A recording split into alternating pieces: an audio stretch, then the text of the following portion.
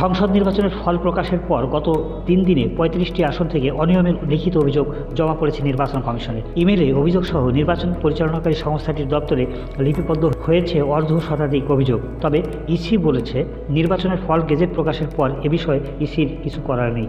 আইন অনুযায়ী প্রার্থীদের এখন নির্বাচনী ট্রাইব্যুনালে আপিল করতে হবে। প্রতিকার না পেলে উচ্চ আদালতেও যেতে পারেন তারা। আদালতের নির্দেশ পেলে ভোট পুনর্গণনার বিষয়ে সিদ্ধান্ত নেবে ইসি। ইসি আরও জানায়, ভোটের ফল নিয়ে অনিয়মের অভিযোগ তাদের কাছে আসছে, সেগুলো নথিবদ্ধ করে কমিশনে পাঠানো হচ্ছে। তবে এখন পর্যন্ত ঠিক কতগুলো অভিযোগ জমা পড়েছে সে বিষয়ে হিসাব করা যায়নি।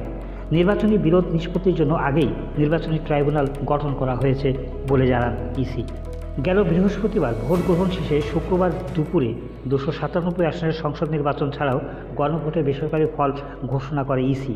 একই দিনে গভীর রাতে জয়ী প্রার্থীর গেজেট প্রকাশ করে তারা। তবে গেজেট প্রকাশের আগেই কয়েকজন প্রার্থী অনিয়মের অভিযোগ এনে সংশ্লিষ্ট আসনের গেজেট প্রকাশ স্থগিতের আহ্বান জানিয়েছিলেন। সেই আবেদন আমলে না নিয়ে ইসি গেজেট প্রকাশ করছে বলে দাবি জোট নেতাদের। 11 দলীয় ঐক্যের একটি প্রতিনিধি দল ইসিতে লিখিত অভিযোগ করেন, অনিয়ম ও জালিয়াতি করে 32টি আসনের অল্প ব্যবধানে তাদের প্রার্থীদের হারিয়ে দেওয়া হয়েছে। এই 32 আসনে মোট পুনর্গণনার দাবি জানানোর পাশাপাশি এ নিয়ে আইনি লড়াইয়ের যাওয়ার ঘোষণাও দিয়েছে জোটটি।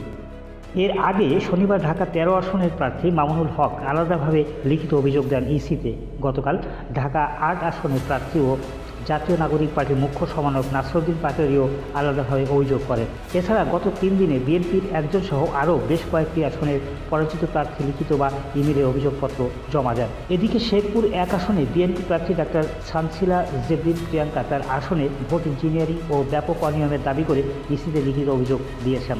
ফল স্থগিত এবং ফের ভোট গণনার দাবিও জানান তিনি। প্রার্থীর অভিযোগ, কয়েকটি আসনে কিছু কেন্দ্রে দায়িত্বরত কর্মকর্তাদের পাশাপাশি দলীয় নেতাকর্মীদের বিরুদ্ধেও সিল মারার অভিযোগ রয়েছে। আসনগুলো হচ্ছে পঞ্চগড় 1, ঠাকুরগাঁও 2, দিনাজপুর 3, দিনাজপুর 5, লালমনিরহাট 1 ও 2, গাইবান্ধা 4, বগুড়া 3, সিরাজগঞ্জ 1, যশোর 3, খুলনা 3, খুলনা 5, বরগুনা 1, বরগুনা 2, ঝালকাঠি 1, পিরোজপুর 2, ময়মনসিংহ 1, ময়মনসিংহ 4, ময়মনসিংহ 10, কিশোরগঞ্জ 3, ঢাকা 7, ঢাকা 8, ঢাকা 10, ঢাকা 13, ঢাকা 17, গোপালগঞ্জ 2, ব্রাহ্মণবাড়িয়া 5, চাঁদপুর 4, চট্টগ্রাম 14 ও কক্সবাজার 4।